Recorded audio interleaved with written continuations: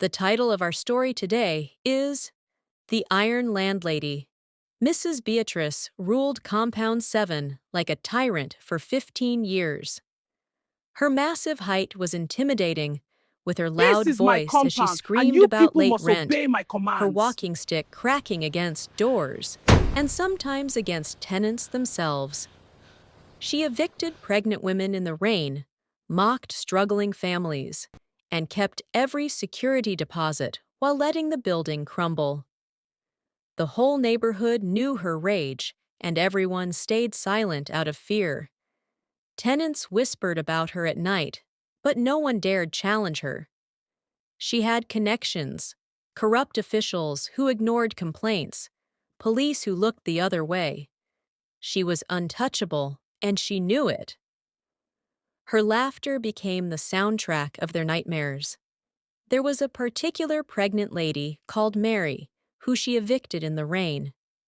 Mary was 8 months pregnant, and her rent was due. She knelt in the muddy courtyard, begging for 2 more days to pay rent. Mrs. Beatrice refused and threw her belongings into the flooding gutter, including the baby clothes Mary had been sewing. "Your tears mean nothing to me," she screamed, her cruel laugh echoing as Mary gathered her soaked possessions in the pouring rain, sobbing uncontrollably. The other tenants watched in fear as nobody was bold enough to confront her. Sometime later, Mrs. Beatrice had padlocked the compound's only tap because one of her tenants, Papa John, owed her water fee. "No water until he pays last month's rent," she bellowed. All the tenants, including Papa John, begged at her door all night. Mrs. Beatrice turned up her TV to drown out their pleas. The Okafor family's door broke during a storm. They asked for repairs. Instead, Mrs. Beatrice hired men to rip the door completely off its hinges. "Maybe the mosquitoes and thieves will teach you not to complain." For 3 weeks, they hung cloth while she walked past daily, cackling at their misery. The Adebayo family saved for 3 years to move to a better place. When they left, Mrs. Beatrice kept their entire deposit, claiming damages that didn't exist.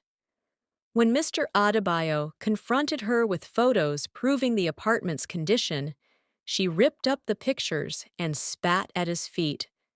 "Sue me then. We'll see who the judge believes. You or a respectable property owner like me, or a pauper like you." For 15 years this continued. Then came Mr. Chen, a quiet, dignified elderly man who rented the corner unit. He watched everything with patient eyes, but said nothing for 3 months. When Mrs. Beatrice finally confronted him over a trivial issue, his window curtains were the wrong color.